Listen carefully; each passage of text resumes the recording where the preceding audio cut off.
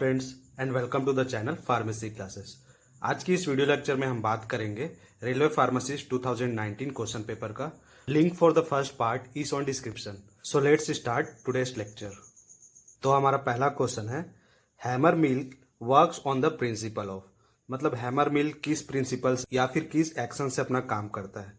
ठीक है, तो options are cutting, attrition, compression या फिर इम्पैक्ट। तो सबसे पहले तो हम ये देखते हैं कि ये क्वेश्चन कौन से चैप्टर से पूछा गया है।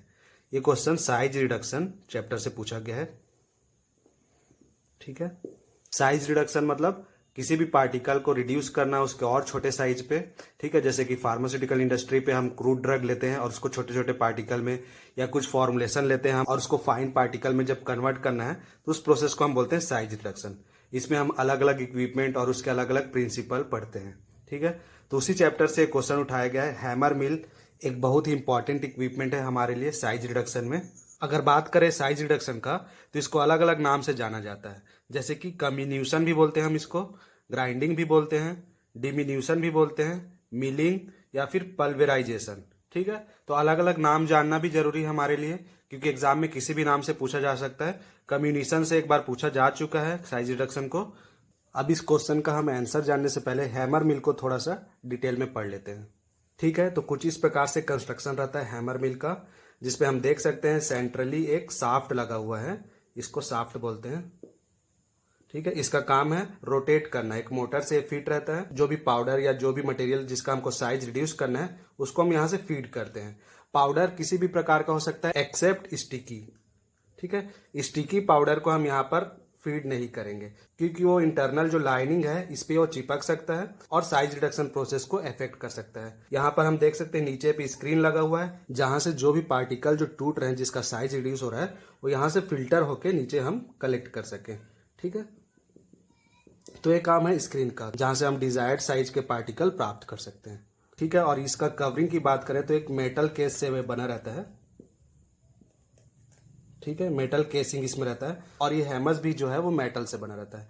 तो जो भी मटेरियल हम फीड करते हैं वो इन हैमर और मेटल केसिंग के बीच टकरा टकरा के टूटता है, और उसी टकराना को ही हम क्या बोलते हैं, इम्पैक्ट। ठीक है, इम्पैक्ट मतलब स्ट्राइक या फिर हीट। ठीक है, ये प्रिंसिपल होता है हैमर मिल का। तो इसमें टूटने का जो प्रिंसिपल है, जो एक्शन अप्लाई हो रहा है वो क्या है, इम्पैक्ट। ठीक है, तो हैमर मिल का तो प्रिंसिपल हमको समझ आ गया कि ये इम्पैक्ट से काम करता है। उसी प्रकार अदर प्रिंसिपल जैसे कि कटिंग, कंप्रेशन, एट्रिशन, ये सबको भी हम थोड़ा समझते हैं कि उसका मतलब क्या है। जैसे कि अगर हम कटिंग की बात करें तो ये बहुत सिंपल मैकेनिज्म है। इस पे एक शार्प ब्लेड लगा रहता है। ठीक है, या फिर नाइफ बोल सकते हैं। ठीक है, जैसे कि हम घर पे मिक्सर ग्राइंडर यूज करते हैं, उसी प्रकार से सेम कटर मिल जैसे हम देखते हैं, हैमर मिल जैसा ही रहता है, बस उसमें हैमर की जगह ब्लेड लगा रहता है। ठीक है, और उस ब्लेड से वो कटिंग करके साइज रिड्यूस करता है। ठीक है, तो कटिंग एक बहुत ही सिंपल और यूजफुल प्रोसेस है साइज रिडक्शन के लिए। अगर हम कंप्रेशन की बात करें तो कंप्रेशन में ड्यू टू प्रेशर, ठीक है, हमको प्रेशर याद रखना है। इस पे प्रेशर की वजह से यहाँ पर साइज रिड्यूस होता है। फॉर एग्जांपल जैसे कि हम रोलर मिल में देखते हैं, रोलर मिल कुछ इस प्रकार से रहता है, ये दोनों मूव होते रहता है क्लॉकवाइज और एंटी क्लॉकवाइज, और इसके बीच जो भी मटेरियल आएगा लार्ज साइज का वो यहाँ से फाइन पार्टिकल के रूप पे रिड्यूस हो जाएगा। ठीक है, उसी प्रकार मोटर पेसल जो हम लैब में यूज करते हैं वो भी एक कंप्रेशन है। उस पर भी हम पेसल को फोर्सफुली अप्लाई करते हैं प्रेशर से, ताकि साइज रिड्यूस हो जाए। ठीक है, तो कंप्रेशन भी बहुत यूजफुल प्रोसेस है और इजी प्रोसेस है। बट अगर हम बात करें एट्रिशन की तो इसको थोड़ा सा स्टूडेंट समझने में डिफिकल्टी फेस करते हैं कि एट्रिशन है क्या। एट्रिशन सेम है कंप्रेशन जैसे, इस पे भी हम प्रेशर ही अप्लाई करते हैं, बट इसमें थोड़ा सा स्लाइडिंग होता है। ठीक है, स्लाइडिंग प्रेशर बोल सकते हैं हम। जैसे कि मोटर पेसल हम जब यूज करते हैं तो कंप्रेशन करके तो छोड़ते नहीं है, स्लाइड भी करते रहते हैं साथ साथ। तो मोटर पेसल इसका बेस्ट एग्जांपल है। बट जब हम लार्ज स्केल पे बात करते हैं तो जनरली इम्पैक्ट और एट्रिशन दोनों को प्लस करके चलते हैं हम। ठीक है, दोनों मैकेनिज्म को एक साथ अप्लाई करते हैं, जैसे कि फ्लूइड एनर्जी मिल, बॉल मिल, ये सब इसके एग्जाम्पल हैं। ठीक है, तो इसके साथ साथ में डिफरेंट प्रकार के इंस्ट्रूमेंट या फिर मिल बोल सकते हैं, इसको मैं बताना चाहूंगा आपको। ये हैं कुछ list of the mills which work on the principle of impact, attrition और बोथ, या फिर कंप्रेशन, या फिर हम बोल सकते हैं कटिंग। ठीक है, ये अलग अलग प्रकार के मिल है। इसके साथ ही इसका जो प्रोडक्ट निकल रहा है हमको वो किस साइज का रहता है ये भी आप यहाँ पर देख सकते हैं। मतलब उसका पार्टिकल साइज, तो हम यहाँ पर देख सकते हैं फ्लूइड एनर्जी मिल का सबसे कम है 1 to 30 म्यूएम। ठीक है, ये बहुत ही फाइन पार्टिकल हमको देता है। और ये सब किस चीज में यूजफुल है और किस चीज पे यूजफुल नहीं है, ठीक है, ये दोनों समझना हमारे लिए जरूरी है। तो एग्जाम पॉइंट ऑफ व्यू से ये इंपॉर्टेंट है आपके लिए, आप स्क्रीनशॉट भी ले सकते हैं इसका। ठीक है, अब हम चलते हैं क्वेश्चन की तरफ। तो इस क्वेश्चन का सही आंसर क्या है? Option D, impact. So our next question is, according to drug and cosmetic act 1940 and rules 1945, insulin preparation should be stored at temperature. मतलब इंसुलिन प्रिपरेशन को हम कौन से टेम्परेचर पे स्टोर करते हैं, कितने टेम्परेचर पे स्टोर करते हैं, according to DNC act, drug and cosmetic act. ठीक है, तो option are below 1 degree Celsius, 2 to 8 degree Celsius, 9 to 25 degree Celsius, या फिर एबव 25 डिग्री सेल्सियस। तो पहले तो हमको ये समझना है, ये क्वेश्चन फार्मास्यूटिकल जूरिस्प्रूडेंस से पूछा गया है। जूरिस्प्रूडेंस से एक क्वेश्चन तो रहता ही है, चाहे कोई सा भी फार्मासिस्ट का एग्जाम हो या फिर ड्रग इंस्पेक्टर का एग्जाम हो। ठीक है, जिसमें most of the question drug and cosmetic act से ही पूछा जाता है।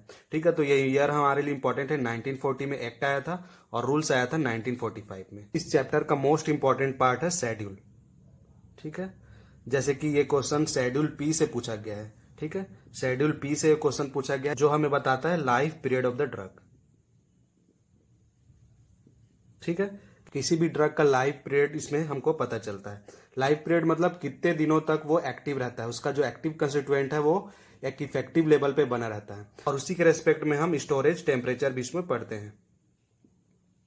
ठीक है, तो स्टोरेज टेम्परेचर से क्वेश्चन पूछा गया है कि इंसुलिन प्रिपरेशन को किस टेम्परेचर पे हम स्टोर करेंगे ताकि वो स्टेबल रहे और उसका लाइफ पीरियड जो है एक मेंटेन रहे। तो अगर इंसुलिन प्रिपरेशन की बात करें तो different type of insulin preparation रहता है। जैसे कि एक तो होता है सिंपल इंसुलिन प्रिपरेशन, ठीक है, उसी प्रकार होता है इंसुलिन जिंक प्रिपरेशन। ठीक है, जिंक के साथ प्रिपेयर करने से इसका लॉन्ग एक्टिंग हो जाता है। ठीक है, उसी प्रकार ग्लोबुलिन, इंसुलिन जिंक प्रिपरेशन, ये अलग अलग इंसुलिन के प्रिपरेशन है। और सभी इंसुलिन प्रिपरेशन का स्टोरेज टेम्परेचर क्या होता है? 2 to 8 डिग्री सेल्सियस। तो option B is right in this case, 2 to 8 degree इसका स्टोरेज टेम्परेचर है। और अगर इसका लाइफ पीरियड की बात करें तो ये 24 मंथ तक स्टेबल रहता है। ठीक है, 25th मंथ में इसको हम यूज नहीं कर सकते, 24 मंथ तक ही इसके एक्टिव प्रिपरेशन रहेंगे और उसको यूजफुल कहा जाएगा। तो 2 to 8 डिग्री सेल्सियस को हम कोल्ड टेम्परेचर भी बोलते हैं, आप लोग को पता होगा। 2 to 8 इज कोल्ड टेम्परेचर। ठीक, और अगर बात करें 8 to 25 डिग्री सेल्सियस को तो इसको हम बोलते हैं कूल टेम्परेचर। ठीक, ये दोनों याद रखना, ये भी बहुत बार एग्जाम में पूछा जाता है, कोल्ड टेम्परेचर का कितना होता है रेंज और कूल टेम्परेचर का। तो कोल्ड होता है बहुत कम होता है 2 to 8 डिग्री सेल्सियस और कूल टेम्परेचर होता है 8 to 25। ठीक है, अगर 25 से ज्यादा गए जैसे इस केस में अबव 25 तो ये रूम टेम्परेचर कहला जाएगा। ठीक है, 9 to 25 एक कूल टेम्परेचर की बात चल रही है। जबकि अगर बात करें बिलो 1 डिग्री सेल्सियस तो इसको बोल सकते हैं फ्रीजिंग टेम्परेचर। ये बहुत कम ड्रग के लिए रहता है, बट जैसे कि पोलियो वैक्सीन की अगर बात करें तो पोलियो वैक्सीन को हम बिलो 1 डिग्री सेल्सियस में भी स्टोर कर सकते हैं। -20 डिग्री सेल्सियस तक, -20 डिग्री सेल्सियस तक अगर स्टोर करते हैं तो ये 24 मंथ तक एक्टिव रहेगा। ठीक है, इसका लाइफ पीरियड जो रहेगा 24 मंथ तक रहेगा पोलियो वैक्सीन का। बट अगर टेम्परेचर को हम बढ़ाएं 0 डिग्री सेल्सियस करें तो फिर ये 6 मंथ तक स्टेबल रहेगा, और अगर 4 डिग्री सेल्सियस करें तो फिर ये 3 मंथ तक स्टेबल रहेगा। तो हम देख सकते हैं अलग अलग टेम्परेचर पे, जैसे कि -20 डिग्री सेल्सियस, 0 डिग्री सेल्सियस या 4 डिग्री सेल्सियस पे अलग अलग लाइफ पीरियड हो जाता है मोस्ट ऑफ द ड्रग का, जैसे कि पोलियो वैक्सीन के केस में हम पढ़े। तो ये भी इंपॉर्टेंट है, पूछा जा सकता है पोलियो वैक्सीन। उसी प्रकार मोस्ट ऑफ द ड्रग का जो इंपॉर्टेंट है एग्जाम पॉइंट ऑफ व्यू से, यहाँ पर मैं उसका लाइफ पीरियड बता रहा हूँ और स्टोरेज टेम्परेचर बता रहा हूँ। ठीक है, इसको आप एक बार देख सकते हैं और स्क्रीनशॉट भी ले सकते हैं। तो अब हम मूव करते हैं नेक्स्ट क्वेश्चन की तरफ। So our third question is, synonym of Indian squill is, मतलब इंडियन स्क्विल का और दूसरा नाम क्या है, उसका सिनोनेम क्या है। ठीक है, तो options are arrow poison, sea onion, yam, या फिर लिकोरिस रूट। तो पहली बात तो ये कि ये क्वेश्चन फार्मास्यूटिकल कोग्नोसी से पूछा गया है। ठीक है, फार्मास्यूटिकल कोग्नोसी भी एक इंपॉर्टेंट पार्ट कवर करता है किसी भी कॉम्पिटिटिव एग्जाम के लिए, खासकर फार्मासिस्ट एग्जाम के लिए। ठीक है, तो अगर हम बात करें इंडियन स्क्विल का तो इसको हम अर्जीनिया नाम से भी जानते हैं, बट इसका दूसरा नाम क्या है? सी ऑनियन। ठीक है, तो इसका सही आंसर क्या है? सी ऑनियन इसका सही आंसर है। और इसका एक और कॉमन नाम है जंगली प्याज। ठीक है, जंगली प्याज इसको बोलते हैं। अगर इसका इस मॉर्फोलॉजी देखें तो काफी हद तक जो हम घर पे प्याज यूज करते हैं उसी के जैसा रहता है। और इसको हम सी ऑनियन क्यों बोलते हैं? क्योंकि इसका ग्रोथ अगर देखा जाए तो सी कोस्ट पे मेनली देखा जाता है। ठीक है, समुद्र के किनारे का जो एरिया रहता है वहां पर इसका कल्टीवेशन मेनली किया जाता है। अगर इसका कैटेगरी देखें हम, ये कौन से कैटेगरी का ड्रग है, तो ये ग्लाइकोसाइड कंटेनिंग ड्रग में हम पढ़ते हैं। ठीक है, ग्लाइकोसाइड्स कंटेनिंग ड्रग में, जिसमें मेजर इसका यूज है कार्डियक ग्लाइकोसाइड। ठीक है, कार्डियक ग्लाइकोसाइड के कैटेगरी में आता है, तो इसका मेजर यूज कार्डियोटॉनिक के रूप में किया जाता है। ठीक है, ये एक कार्डियोटॉनिक ड्रग है। इसी के साथ साथ अगर इसका अदर यूज देखें तो एक्सपेक्टोरेंट के रूप में भी यूज कर सकते हैं हम। ठीक है, लो डोज में ये डायूरेटिक के जैसा भी काम करता है, जो यूरिनेशन को बढ़ाए। इसका बायोलॉजिकल सोर्स की अगर बात करें तो ये है ड्राइड बल्ब ऑफ अर्जीनिया इंडिका। ठीक है, अर्जीनिया इंडिका इसका बायोलॉजिकल सोर्स है, फैमिली है लिलिएसी। ठीक है, उसी प्रकार अगर इसका केमिकल कंस्टिट्यूएंट की हम बात करें तो इसमें 2 मेजर ग्लाइकोसाइड रहता है, 2 मेजर कार्डियक ग्लाइकोसाइड रहता है। वो है सिलेरिन ए और सिलेरिन बी। ठीक है, ये दो इसके मेजर कार्डियक ग्लाइकोसाइड हैं। अगर हम बात करें अदर ऑप्शन का, जैसे कि एरो पॉइजन, तो ये कुरारे का सिनोनिम है। कुरारे एक आइसोक्विनोलिन एल्कलॉइडल ड्रग है। ठीक है, जो कि हाईली पॉइजनस प्लांट होता है और इसका एक्टिव कंस्टिट्यूएंट है डी ट्यूबोकुरेराइन। ठीक है, डी ट्यूबोकुरेराइन एक स्केलेटल मसल रिलैक्सेंट है, जिसको साउथ अमेरिकन जब भी शिकार पे जाते थे तो अपने बाड़ को, जो धनुष बाड़ होता है, उसको इस पॉइजन पे डीप करके एनिमल को हंट करते थे, एनिमल को मारते थे। ठीक है, जो कि न्यूरोमस्कुलर ब्लॉकिंग एजेंट है एक प्रकार का। न्यूरोमस्कुलर ब्लॉकिंग एजेंट होने की वजह से ये न्यूरॉन और मसल का जो जंक्शन होता है वहां पर अपना काम करता है, वहां पर नर्व ट्रांसमिशन को न्यूरोमस्कुलर जंक्शन पे ब्लॉक कर देता है, जिसकी वजह से स्केलेटल मसल रिलैक्स हो जाता है, मसल का जो मूवमेंट है वो रुक जाएगा और एनिमल वहीं का वहीं पड़ा रहता है। ठीक है, तो इस प्रकार से ये काम करता है एरो पॉइजन। इसको हम माइस्थेनिया ग्रेविस के केस में भी,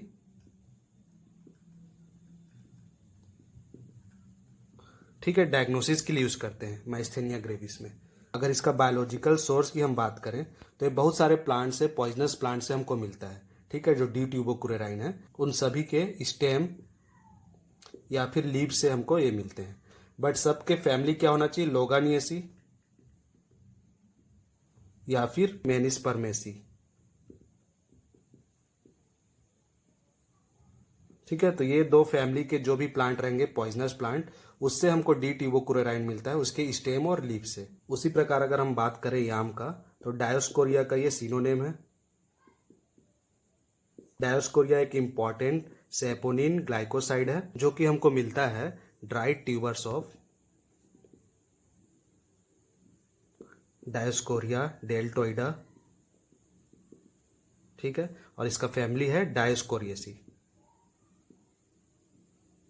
ठीक है, जिससे हमको मेन ग्लाइकोसाइड जो मिलता है वो है डायोस्जेनिन। ठीक है, डायोस्जेनिन एक स्टेरॉयडल कंपाउंड है। ठीक है, स्टेरॉयडल नेचर के होने की वजह से ये ओरल कॉन्ट्रासेप्टिव्स, सेक्स हार्मोन या फिर बहुत सारे कॉर्टिकोस्टेरॉइड्स जो होते हैं, इसके सिंथेसिस में ये यूजफुल रहता है। ठीक है, ये सब के प्रिपरेशन में हम डायोजेनिन को यूज में लाते हैं। इसके साथ साथ डायोजेनिन का एक इंपॉर्टेंट यूज है रूमेटिक अर्थराइटिस पे। ठीक है, रूमेटिक अर्थराइटिस के केस में यूज होता है, इसलिए इसको हम रूमेटिक रूट भी बोलते हैं, याम भी बोलते हैं और रूमेटिक रूट भी बोलते हैं। ठीक है, तो रूमेटिक रूट के नाम से भी ये जाना जाता है। और लास्ट में अगर हम लिकोराइस को देखें तो ये भी एक सेपोनिन ग्लाइकोसाइड है, याम के फैमिली से ही है। ठीक है, और इसका बायोलॉजिकल सोर्स क्या है? Dried root and stolon of glycyrrhiza glabra. ठीक है, और इसका फैमिली है लेगुमिनोसी, जिससे हमको एक्टिव कंस्टिट्यूएंट मिलता है, उसका नाम है, उस ग्लाइकोसाइड का नाम है ग्लाइसरहीजिन। ठीक है, ये मेनली एस्पेक्टोरेंट के केस में यूज होता है। और उसी के साथ साथ पेप्टिक अल्सर में भी यूज होता है ये, ठीक है। तो ये भी इंपॉर्टेंट ड्रग है लिकोराइज, बहुत बार पूछा जा चुका है लिकोराइज के बारे में। Now moving to the next question.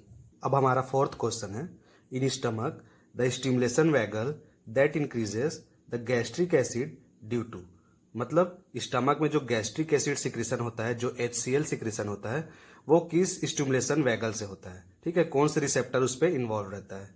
तो options are H2 receptor, alpha receptor, M3 receptor या फिर 5HT रिसेप्टर। तो इस क्वेश्चन का आंसर जानने से पहले सबसे पहले तो हम ये अलग अलग रिसेप्टर को समझ लेते हैं कि H2, अल्फा, M3 और 5HT रिसेप्टर एक्चुअल में है क्या। अगर H2 रिसेप्टर की बात करें तो यहाँ पर H फॉर द हिस्टामिन है, ठीक है, हिस्टामिन रिसेप्टर भी बोल सकते हैं हम। अब हिस्टामिन क्या है? हिस्टामिन बॉडी में पाया जाने वाला एक नेचुरल एमाइन है, देखिए इसके नाम में जुड़ा है एमाइन, जो कि मेनली पाया जाता है स्किन पे, ठीक है, उसी प्रकार इंटेस्टाइन पे, GIT पे पूरा पाया जाता है, स्टमक और स्मॉल इंटेस्टाइन ये सब पे, और इसके अलावा ये लंग्स, लीवर, ये सब पे भी पाया जाता है। अब ये जहां जहां बॉडी पे पाया जाएगा वहां वहां इसके रिसेप्टर भी रहेंगे, तभी जाके एक्ट करेगा। तो इसके मेनली दो प्रकार के रिसेप्टर रहते हैं, H1 रिसेप्टर और H2 रिसेप्टर, ठीक है। H1 रिसेप्टर का मेन काम क्या है? बॉडी पे जो अननेसेसरी चीजें हैं जैसे कि ईचिंग होना, ठीक है, रैसेस होना या फिर इन्फ्लेमेशन होना, ये सब काम है H1 रिसेप्टर का, क्योंकि ये मेनली स्किन पे पाया जाता है, ठीक है। उसी प्रकार H2 रिसेप्टर की अगर बात करें तो ये स्टमक में मेनली पाया जाता है, ठीक है, और इसके वजह से एसिड सिक्रीशन जो है वो इंक्रीज होता है। और जब ये दोनों स्टिमुलेट होते हैं H1 और H2 रिसेप्टर, तो बॉडी को जनरली नुकसान ही पहुंचाते हैं, ऐसे एक्शन देंगे जो बॉडी को जनरली नहीं चाहिए रहता है। इसलिए हम H1 ब्लॉकर और H2 ब्लॉकर जनरली बॉडी के लिए लेते हैं, ठीक है, as a medicine. H1 blocker और H2 ब्लॉकर। H1 ब्लॉकर का अगर हम एग्जाम्पल देखें तो क्लोरफेनिरामिन इज बेस्ट एग्जाम्पल,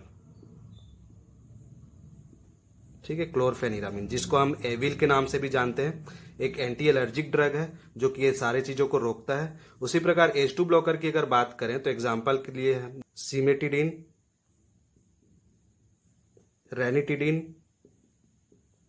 ठीक है, ये दो मेन एग्जाम्पल है इसके। रेनिटिडिन बहुत ही कॉमन ड्रग है, गैस के लिए अक्सर लोग इसको यूज करते हैं, anti gas anti ulcer agent है ये, ठीक है, क्योंकि H2 रिसेप्टर को ब्लॉक करता है, इसका एंटागोनिस्ट है, और H2 रिसेप्टर को ब्लॉक करना मतलब एसिड सिक्रीशन को रिड्यूस करना, ठीक है। इन दो कैटेगरी में और भी बहुत सारे ड्रग हैं, बट ये बहुत ही कॉमन एग्जाम्पल है जो आपने सुना होगा। उसी प्रकार एक और बहुत कॉमन एग्जाम्पल है H1 ब्लॉकर का, या फिर H1 एंटागोनिस्ट बोल सकते हैं, सेटिरिजिन, ठीक है।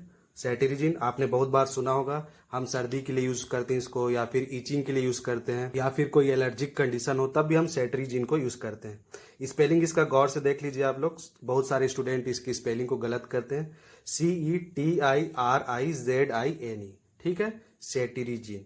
और आजकल ये लीवो फॉर्म में भी आता है, लीवो सेटिरिजिन, ठीक है, थोड़ा सा एडवांस इसका रूप है, और इसका फायदा हमको होता है एज ए नॉन सेडेटिव, ठीक है, नॉन सेडेटिव, मतलब इसको अगर लिए हम लीवोसिट्रिजिन को तो नींद नहीं आता, ठीक है।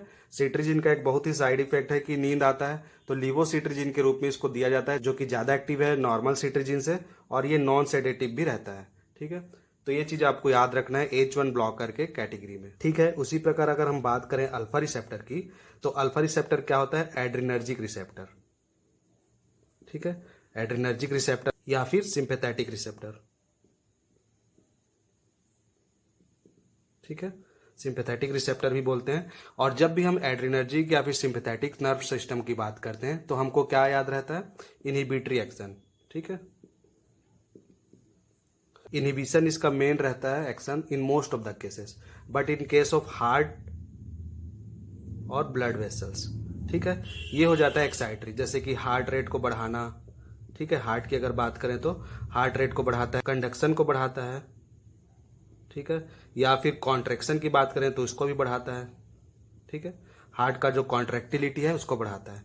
उसी प्रकार ब्लड वेसल की बात करें तो ये कॉन्स्ट्रिक्शन कॉज करता है, ठीक है, मतलब ब्लड प्रेशर जो है इससे बढ़ेगा, ठीक है। तो यहां पर हमको एक्साइटरी एक्शन देखने को मिलता है सिंपैथेटिक रिसेप्टर में या फिर सिंपैथेटिक नर्व सिस्टम में बोल सकते हैं, जबकि पैरासिम्पैथेटिक में जस्ट उल्टा होता है, ठीक है, वो एक एक्साइटरी नर्व ट्रांसमिशन है मोस्ट ऑफ द केसेस में, बट हार्ट रेट और ब्लड वेसल्स उसको वो डिक्रीज करता है पैरासिम्पैथेटिक, ठीक है। अब ये सब जो एक्शन होता है वो किस रिसेप्टर के थ्रू होता है? इसमें दो मेन रिसेप्टर हैं, अल्फा रिसेप्टर और बीटा रिसेप्टर। अल्फा रिसेप्टर का अगेन दो सब टाइप रहता है, अल्फा 1 और अल्फा 2। उसी प्रकार बीटा रिसेप्टर भी तीन सब टाइप में डिवाइडेड है, बीटा 1, बीटा 2 और बीटा 3। ठीक है, तो ये सारे सिंपैथेटिक रिसेप्टर है, अल्फा उसमें से एक है। अब हम फोकस करते हैं अल्फा रिसेप्टर पे, क्योंकि क्वेश्चन पे अल्फा रिसेप्टर पूछा गया है। ठीक है, तो अब हम अल्फा 1 और अल्फा 2 को डीप में समझते हैं कि दोनों का क्या काम है। अगर अल्फा 1 रिसेप्टर की बात करें तो जीआईटी में ये एसिड सिक्रीशन को तो बढ़ाता नहीं है, ठीक है, एसिड सिक्रीशन में इसका कोई रोल नहीं है, बट गट को ये रिलैक्स करता है। ठीक है, जो पेरिस्टालिसिस मूवमेंट है उसको थोड़ा सा रिलैक्स करता है, स्लो करता है। ब्लड वेसल पे ये कॉन्स्ट्रिक्ट करता है और हार्ट को एरिथमिया कॉज करता है। जो हार्ट का एक कांस्टेंट रिदम होता है, कार्डियक साइकिल, उसको ये डिस्टर्ब कर सकता है। ठीक है, अल्फा 1 रिसेप्टर के स्टिमुलेशन से।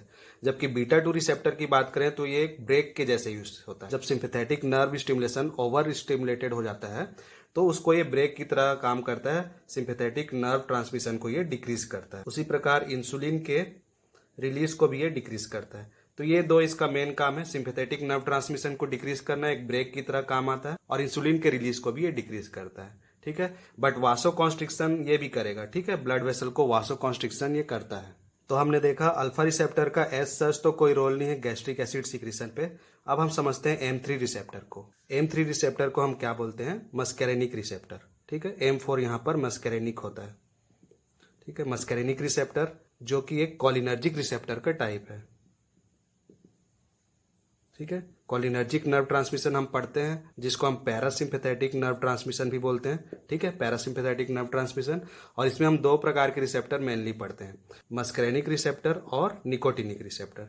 ठीक है, मस्कैरेनिक रिसेप्टर अगेन तीन पार्ट में डिवाइडेड है, M1, M2 और M3। ठीक है, उसी प्रकार निकोटिनिक रिसेप्टर के दो सब टाइप रहते हैं, NN और NM।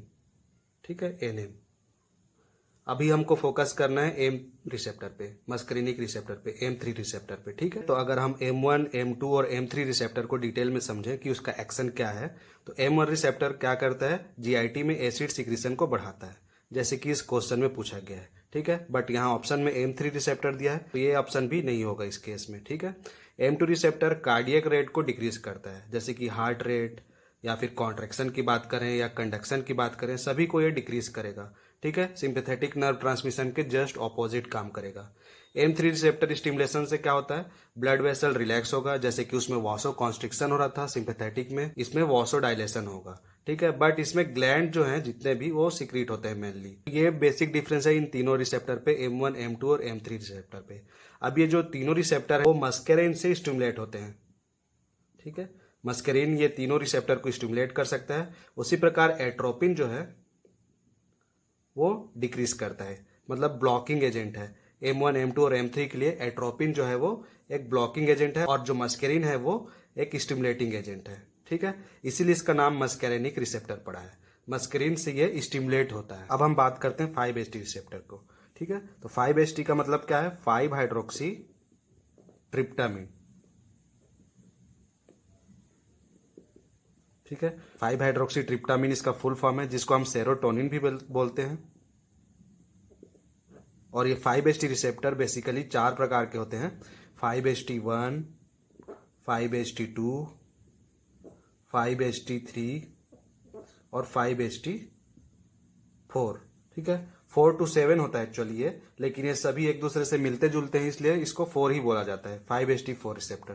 तो इसके चार सब टाइप हैं HT रिसेप्टर के। और अगर इन रिसेप्टर्स का एक्शन की बात करें, अगर हम सेरोटोनिन को, जो कि एक न्यूरोट्रांसमीटर है इन रिसेप्टर्स के लिए, अगर उसको हम IV इंजेक्ट करते हैं, ठीक है, IV अगर इसको इंजेक्ट करते हैं बॉडी पे, तो इसका एक्शन कुछ इस प्रकार से होगा। ठीक है, पहले ब्लड प्रेशर पे देखते हैं क्या एक्शन देता है। तो ब्लड प्रेशर पे कुछ ये अजीब सा एक्शन देता है, जिसको हम बोलते हैं ट्राइफेसिक रिस्पॉन्स। ठीक है, इसमें तीन प्रकार के एक्शन देगा। पहला एक्शन रहता है ब्लड प्रेशर शार्पली डिक्रीज हो जाता है, मतलब तुरंत ही ब्लड प्रेशर डिक्रीज हो जाएगा। देन ब्लड प्रेशर इंक्रीज हो भी जाता है। ठीक है, और लास्ट में ब्लड प्रेशर फिर से डिक्रीज हो जाता है। तो पहले डिक्रीज होता है, फिर इंक्रीज होता है blood pressure, and then again फिर से डिक्रीज हो जाता है। ब्लड प्रेशर पे इसका एक्शन 3 फेसेस में हमको देखने मिलता है, और इसीलिए हम इसको ट्राइफेसिक ब्लड रिस्पॉन्स बोलते हैं। अगर फर्स्ट ब्लड प्रेशर जो डाउन हो रहा है शार्पली, उसका कारण देखें ये क्यों हो रहा है, तो ये ड्यू टू होता है बेजोल्ड जेरिस रिफ्लेक्स। ठीक है, अब इसको बेजोल्ड जेरिस रिफ्लेक्स क्यों बोलते हैं? क्योंकि दो साइंटिस्ट थे, बेजोल्ट और जेरिस, इन्होंने इसका डिस्कवरी किया है। और इसमें होता क्या है एक्चुअली, एक साथ हाइपोपनिया हो जाएगा, हाइपोटेंशन हो जाएगा और ब्रेडिकार्डिया हो जाएगा। मतलब रेस्पिरेशन डिक्रीज हो जाएगा, ब्लड प्रेशर डिक्रीज हो जाएगा और हार्ट रेट भी डिक्रीज हो जाता है एक साथ। इसीलिए इसमें ब्लड प्रेशर शार्पली डिक्रीज हो जाता है और इसको नाम दिया गया है BZ रिफ्लेक्स। ठीक है, BZR भी हम बोलते हैं इसको, बेजोल्ट जेरिस रिफ्लेक्स। देन अगर हम सेकेंड फेज की बात करें, जो कि ब्लड प्रेशर इंक्रीज हो रहा है, तो ये ड्यू टू हो रहा है वासोकॉन्स्ट्रिक्शन। ठीक है, देन उसके बाद ब्लड प्रेशर फिर से डिक्रीज हो जाता है, जो कि बहुत लंबे टाइम तक रहता है, prolong decrease on the blood pressure होता है। ठीक है, ये ड्यू टू होता है आर्टेरियल डायलेशन। तो कुछ इस प्रकार का रिस्पॉन्स देखने को मिलता है हमको सेरोटोनिन को अगर IV इंजेक्ट किए तो, जिसको हम बोलते हैं ट्राइफेसिक रिस्पॉन्स। उसी प्रकार इसका अदर एक्शन देखें तो ये पेरिस्टालिसिस इंक्रीज करता है और ब्रोंकाई को भी कॉन्स्ट्रिक्ट करता है, एसिड सिक्रीशन को ये डिक्रीज करता है। ठीक है, तो यहाँ पर जैसे क्वेश्चन के मुताबिक अगर देखा जाए एसिड सिक्रीशन को इंक्रीज करता है, तो इस केस में ये ऑप्शन तो नहीं होगा, क्योंकि ये एसिड सिक्रीशन को डिक्रीज करता है 5-HT रिसेप्टर। ठीक है, तो अब हम मूव करते हैं क्वेश्चन की तरफ। अगर क्वेश्चन पे फोकस किया जाए तो अब हम समझ चुके हैं सभी रिसेप्टर को। अल्फा रिसेप्टर का तो एज सच कोई रोल नहीं है गैस्ट्रिक सिक्रीशन पे, M3 रिसेप्टर का भी नहीं है। M1 रिसेप्टर जो होता है वो स्टिमुलेट करता है गैस्ट्रिक सिक्रीशन को, बट M3 रिसेप्टर नहीं करता। 5-HT रिसेप्टर तो एसिड सिक्रीशन को डिक्रीज करता है। ठीक है, तो इस क्वेश्चन का सही आंसर क्या होना चाहिए, option A, H2 receptor. H2 receptor के थ्रू एसिड सिक्रीशन स्टिमुलेट होता है। So our fifth and last question is absorption of radiation can be measured by using. मतलब रेडिएशन का एब्जॉर्प्शन हम किस मेथड से करते हैं। ठीक है, तो options are spectrophotometry, polarimetry, flame photometry या फिर वोल्टामेट्री। सो ये क्वेश्चन फार्मास्यूटिकल एनालिसिस से पूछा गया है। ठीक है, और बहुत ही इंटरेस्टिंग क्वेश्चन ही है। एक ट्रिक इसमें आप लोग को मैं बताना चाहूंगा, जब भी आप स्पेक्ट्रो पढ़ते हैं, स्पेक्ट्रम या स्पेक्ट्रो, ये शब्द अगर आप सुनते हैं तो आपको समझ जाना चाहिए रेडिएशन की बात चल रही है। ठीक है, अब ये क्वेश्चन बहुत ही ब्रॉड है, रेडिएशन के बारे में ही पूछा गया है। रेडिएशन में अगर देखें तो UV, विजिबल, ठीक है, IR, फ्लोरेसेंस, अलग अलग रेडिएशन होते हैं। ठीक है, बट इसमें बहुत ही ब्रॉडली पूछा गया है, रेडिएशन की बात चल रही है। तो रेडिएशन जहां भी आप सुने समझ लो स्पेक्ट्रम की बात चल रही है। ठीक है, radiation is equal to spectrum, तो इसको हम स्पेक्ट्रम भी बोल सकते हैं यहां पर। ठीक है, और इन चारों ऑप्शन में स्पेक्ट्रो या फिर स्पेक्ट्रम कौन से ऑप्शन पे दिया है, ऑप्शन A, स्पेक्ट्रोफोटोमेट्री। ठीक है, तो इसका सही आंसर तो स्पेक्ट्रोफोटोमेट्री है। अब एक चीज और, स्पेक्ट्रोफोटोमेट्री में हम बेसिकली दो ही चीजों को पढ़ते हैं। ठीक है, एक होता है एब्जॉर्प्शन और एक होता है एमिशन। कोई भी सब्सटेंस है, ठीक है, तो अपने आप में कितना लाइट रेस को एब्जॉर्ब कर सकता है, ये उसका एक स्पेसिफिक प्रॉपर्टी होता है कि इतने अमाउंट ऑफ लाइट को ये एब्जॉर्ब करेगा और इतना को ट्रांसमिट करेगा, जिसको एमिशन बोलते हैं। तो एब्जॉर्प्शन या हम देख सकते हैं आइडेंटिफिकेशन के लिए किसी भी कंपाउंड का, या फिर उसका एमिशन देख सकते हैं कितना लाइट को एमिट कर रहा है। तो बेसिकली दो प्रकार से हम इसको डिफाइन कर सकते हैं, एब्जॉर्प्शन स्पेक्ट्रोस्कोपी और एमिशन स्पेक्ट्रोस्कोपी। अब ये जो लाइट रेस है, अगर वो UV रहा तो बोलेंगे UV स्पेक्ट्रोस्कोपी, IR रहा तो IR स्पेक्ट्रोस्कोपी, फ्लोरेसेंस रहा तो फ्लोरीमेट्री, ठीक है, NMR रहा तो NMR स्पेक्ट्रोस्कोपी, बट सब में स्पेक्ट्रो जोड़ा रहेगा। ठीक है, तो spectrum is equal to the radiation, जैसे कि मैंने पहले बोला। ठीक है, तो काफी सिंपल और इंटरेस्टिंग होता है ये सारे स्पेक्ट्रोस्कोपी, जो कि हम फार्मास्यूटिकल एनालिसिस में उसका प्रिंसिपल, इंस्ट्रूमेंटेशन, यूजेस, ये सब देखते हैं। उसी प्रकार है पोलैरिमेट्री, फ्लेम फोटोमेट्री और वोल्टामेट्री, जिसमें अगर हम वोल्टामेट्री को देखें तो इसमें हम वोल्टेज मेजर करते हैं। ठीक है, ये इलेक्ट्रो एनालिटिकल टेक्निक है, इलेक्ट्रो एनालिटिकल टेक्निक है। ठीक है, जिसमें हम इलेक्ट्रिसिटी मेजर करते हैं। अब अगर इसमें हम करंट मेजर करें तो इसको हम बोलेंगे एम्फीरोमेट्री, वोल्टेज मेजर करें तो वोल्टामेट्री, कंडक्टेंस अगर मेजर करें तो कंडक्टोमेट्री। ठीक है, तो ये अलग अलग इसमें सब टाइप्स हैं, लेकिन सभी में इलेक्ट्रिसिटी जुड़ा है। तो इलेक्ट्रो एनालिटिकल टेक्निक में आता है ये वोल्टामेट्री, जिसमें हम वोल्टेज मेजर करते हैं। इसमें टाइम और वोल्टेज के बीच ग्राफ बनता है। ठीक है, जो ग्राफ आता है इसमें वो टाइम और वोल्टेज के बीच आता है। उसी प्रकार अगर हम पोलैरोमेट्री की बात करें, पोलैरिमेट्री, तो इसमें हम ऑप्टिकल एक्टिविटी को मेजर करते हैं किसी भी कंपाउंड का। ठीक है, ऑप्टिकल एक्टिविटी क्या है, ऑप्टिकल एक्टिविटी किसी भी सब्सटेंस का एक इंट्रिंसिक प्रॉपर्टी होता है, मतलब इंटरनल प्रॉपर्टी होता है, जिसमें अगर कोई सब्सटेंस का अगर हम सॉल्यूशन तैयार करें, ठीक है, और उससे हम पोलराइज्ड लाइट पास करें, ठीक है, पोलराइज्ड लाइट को अगर इससे हम पास करते हैं और इससे ट्रांसमिट होकर जो लाइट निकल रहा है, ट्रांसमिटेड लाइट को अगर हम देखें तो आइदर ये क्लॉकवाइज या फिर एंटी क्लॉकवाइज इसको रोटेट कर सके। ठीक है। तो जो कंपाउंड ऐसे प्रॉपर्टी रखते हो, लाइट के वाइब्रेशन है उसको अगर क्लॉकवाइज या एंटी क्लॉकवाइज करने की क्षमता रखता हो जो भी कंपाउंड, उसको हम क्या बोलेंगे, ऑप्टिकली एक्टिव कंपाउंड बोलेंगे। ठीक है। और जो ये प्रॉपर्टी नहीं रखता उसको हम ऑप्टिकली इनएक्टिव बोलेंगे। ठीक है। फॉर एग्जाम्पल जैसे आपने देखा होगा डी ग्लूकोज। ठीक है। डी ग्लूकोज क्यों लगा रहता है, डी का मतलब क्या है, डेक्स्ट्रोरोटेटरी। ठीक है। या फिर एल प्रोलिन, एल प्रोलिन भी आपने देखा होगा, सुना होगा। एल प्रोलिन का मतलब लिवोप्रोलिन फॉर्म। ठीक है। तो ये होता है ऑप्टिकल एक्टिविटी किसी भी कंपाउंड का, जैसे कि मेल्टिंग पॉइंट होता है, बॉइलिंग पॉइंट होता है, उसी प्रकार किसी भी कंपाउंड ये भी एक प्रॉपर्टी है ऑप्टिकल एक्टिविटी। और जो मेथड से हम मेजर करते हैं उसको बोलते हैं पोलैरिमेट्री। ठीक है। यूजफुल है बहुत सारे एंटीबायोटिक को इसका प्यूरिटी चेक करने के लिए। ठीक है। ऐसी और भी ड्रग है बहुत सारे जिसको हम पोलैरिमेट्री से चेक कर सकते हैं उसका ऑप्टिकल एक्टिविटी, और जिससे हमको अल्टीमेटली उसका प्यूरिटी पता चलता है। ठीक है। बहुत सारे विटामिन का प्यूरिटी हम इसी से चेक करते हैं पोलैरिमेट्री से। लास्ट में बच जाता है फ्लेम फोटोमेट्री को समझना। फ्लेम फोटोमेट्री को हम और भी क्या बोलते हैं, फ्लेम एमिशन स्पेक्ट्रोस्कोपी। ठीक है। इसमें एमिशन जुड़ा है, इसका मतलब क्या हो रहा है, कोई भी लाइट रेडिएशन एमिट हो रहा है। ठीक है। और उसको हम मेजर कर रहे हैं इस फ्लेम फोटोमेट्री पे। ठीक है। फ्लेम एमिशन स्पेक्ट्रोस्कोपी जिसको हम बोलते हैं। और इस पे बेसिकली होता क्या है, हम एक फ्लेम तैयार करते हैं इस पे। सपोज ये हमारा फ्लेम है। ठीक है। और इस पे हम सॉल्यूशन ऑफ मेटल आयन, ठीक है, सॉल्यूशन ऑफ मेटल आयन को स्प्रे करेंगे इस फ्लेम पे। तो क्या होगा, सॉल्यूशन को स्प्रे करेंगे तो सॉल्वेंट तो पहले इवापोरेट हो जाएगा। ठीक है। इवापोरेट होकर चले जाएगा सॉल्वेंट, और जो मेटल्स आयन है इस पे, ठीक है, मेटल आयन है वो एक न्यूट्रल एटम में कन्वर्ट हो जाते हैं, न्यूट्रल एटम में। ठीक है। अब ये जो न्यूट्रल एटम है वो यहां से एनर्जी एब्जॉर्ब करेंगे इस फ्लेम से, थर्मल एनर्जी, और एक्साइटेड स्टेट में चले जाते हैं। ठीक है। एक होता है ग्राउंड स्टेट और एक होता है एक्साइटेड स्टेट। जब भी कोई एटम या मॉलिक्यूल अपने ग्राउंड स्टेट में रहता है और उसको एनर्जी मिलता है, ठीक है, एक्सटर्नल एनर्जी मिलता है, तो वो एक्साइटेड स्टेट में कन्वर्ट हो जाता है। बट ये स्टेबल स्टेट नहीं रहता था। ठीक है। ये स्टेबल स्टेट नहीं है, अनस्टेबल स्टेट है ये। यहाँ पर एटम या मॉलिक्यूल ज्यादा टाइम तक नहीं रह सकता। ठीक है। उसको फिर से अपने ग्राउंड स्टेट में आना पड़ता है, और जब ये ग्राउंड स्टेट में लौटता है अपना, तो कुछ ना कुछ रेडिएशन यहाँ से एमिट करेगा एनर्जी के फॉर्म में। ठीक है। जो कि एक पर्टिकुलर वेवलेंथ का होगा। ठीक है। किसी भी कंपाउंड का एक पर्टिकुलर वेवलेंथ पे ही एमिट होगा रेडिएशन। अगर यहाँ पर सैंपल ए है तो उसका रेडिएशन ये हो सकता है एमिटेड रेडिएशन, सैंपल बी है तो उसका कुछ दूसरा हो सकता है वेवलेंथ। ठीक है। सैंपल सी है तो उसका और भी डिफरेंट हो सकता है। तो इस पर्टिकुलर वेवलेंथ ऑफ रेडिएशन को हम मेजर करते हैं इस फ्लेम फोटोमेट्री पे। इस पे एक डिटेक्टर लगा रहता है।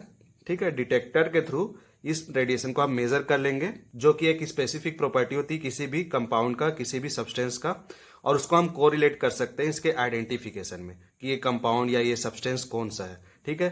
तो ये क्वालिटेटिव ऐसे भी है, ठीक है, और क्वांटिटेटिव भी है। क्वांटिटेटिव कैसे, क्वांटिटेटिव मतलब कितने कंसेंट्रेशन पे इस सॉल्यूशन में कोई भी सब्सटेंस है। ठीक है। मेटल आयन कितने कंसेंट्रेशन पे है, उससे हम इसका इंटेंसिटी मेजर कर सकते हैं। अगर कम कंसेंट्रेशन पे है तो यहाँ रेडिएशन कम निकलेगा, यहाँ रेडिएशन जो है उसका अमाउंट कम हो जाएगा। अगर ज्यादा कंसेंट्रेशन पे है तो इसका इंटेंसिटी ज्यादा रहेगा एमिटेड रेडिएशन का। ठीक है। क्योंकि ज्यादा एब्जॉर्ब करेंगे, ज्यादा एक्साइटेड स्टेट में जाएंगे, और फिर और जब वो ग्राउंड स्टेट पे लौटेंगे तो ज्यादा इंटेंसिटी से एमिट करेंगे। ठीक है। लेकिन वेवलेंथ चेंज नहीं होगा, वेवलेंथ एक पर्टिकुलर ही रहेगा किसी भी पर्टिकुलर सब्सटेंस के लिए। ठीक है। तो उसको हम मेजर कर सकते हैं क्वालिटेटिवली और quantitatively. So this is a principle of flame photometry. ठीक है दोस्तों, तो बारी बारी हमने सभी ऑप्शन को क्लियर कर लिया है, सबका प्रिंसिपल हम समझ चुके हैं, और इस क्वेश्चन का सही आंसर तो आपको पता ही है, ऑप्शन ए स्पेक्ट्रोफोटोमेट्री। ठीक है। एब्जॉर्प्शन हम इसी पे पढ़ते हैं, जैसे कि यहाँ पर मैंने एग्जाम्पल बताया था। So this is all about today's video. I hope आप लोग को ये वीडियो पसंद आया हो। अगर हाँ तो प्लीज लाइक, कमेंट, शेयर और सब्सक्राइब करें इस चैनल को। मिलते हैं अपने नेक्स्ट वीडियो पे। Till then, thank you, bye bye.